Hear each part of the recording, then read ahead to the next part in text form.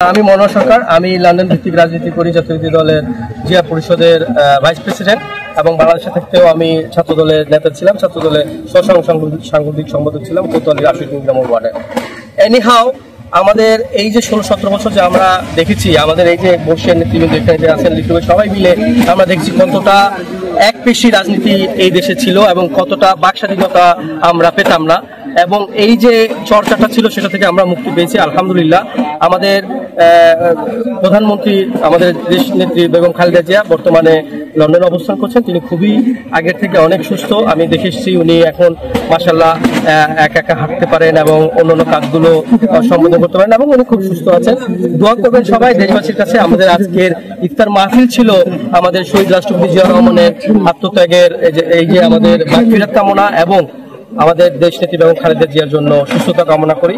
এই জন্য আপনাদের জন্য, সবার জন্য, বাংলাদেশের প্রতিটি মানুষের জন্য দোয়ার আকুল আবেদন রইল, আপনাদের দোয়ার মাধ্যমে যাতে দেশ নেত্রী আবার সুস্থ হয়ে বাংলাদেশে আসতে পারেন। এবং তিনি জানেন তার যে ত্যাগ এবং স্যাক্রিফাইস সেটা কখনোই ভুলান না, এবং তিনি এখনো এই যে অসুস্থতা অবস্থা এখনো বাংলাদেশের কথা ভাবেন, বাংলাদেশকে ভালোবাসেন, বাংলাদেশকে লালন করেন এবং তিনি আকুল হয়ে আছেন কখন বাংলাদেশে ফিরবেন।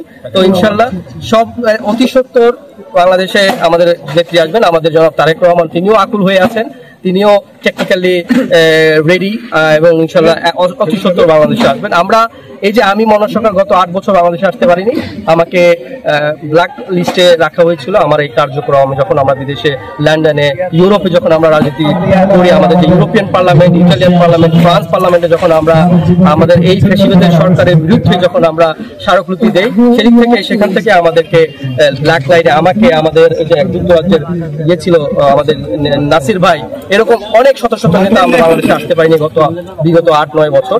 তো এখন আমরা বিদেশ থেকেও প্রায় প্রতিটি সময় আমরা দেশের জন্য কাজ করে গিয়েছি, আকুল হয়েছিলাম, দেশের এই আন্দোলনে সবসময় জড়িত ছিলাম, অ্যাডভাইস দিয়ে বলেন, ইকোনমিক সাপোর্ট বলেন, সব দিক থেকে। এবং জনাব তারেক রহমানের রাজনীতি যেহেতু লন্ডন ভিত্তিক ছিলেন, সেখানে আমাদেরকে দিক নির্দেশ করে দিতেন কিভাবে আমরা বিদেশে থেকেও প্রবাসে থেকেও বাংলাদেশের জন্য কাজ করব, এই আন্দোলনে আমরা সফল করব এবং আমরা সফল হয়েছি ইনশাল্লাহ। আপনারা জানেন এই বিগত 5ই আগস্টের আন্দোলনে প্রবাসীরা একটি বিরাট ভূমিকা রেখেছেন। আমরা যখন চেয়েছি আমরা রেমিটেন্স বন্ধ করে দিয়েছি এবং দেশের অবস্থা অচল হয়ে গিয়েছিল, সেটা থেকে আমরা এই ফ্যাসিলিটি সরকার আরো বেশি চাপে পড়েছিল। তো সবাই আর কিছু বলবো না, আমরা সবাই একসাথে এই যে এখন আমরা হোমনায় আছি, আমাদের বর্ষীয় নেতৃবৃন্দ, আমাদের যারা জাতীয়তাবাদী দলের নেতৃবৃন্দ আছেন, সবাই একসাথে কাঁধে কাঁধ মিলে কাজ করব এবং সবাই এই যে বিএনপির মধ্যে কিছুটা যে কাদা ছোড়াছড়ি যে আছে সেগুলো ইনশাল্লাহ আমরা অতি সত্বর, অতি সুন আমরা এগুলো ওভারকাম করে একসাথে কাঁধে কাঁধ মিলে আমাদের জাতীয়বাদী দলকে একটি আদর্শের দল আবার হবে এবং এই হোমনাকে একটি স্মার্ট, আধুনিক,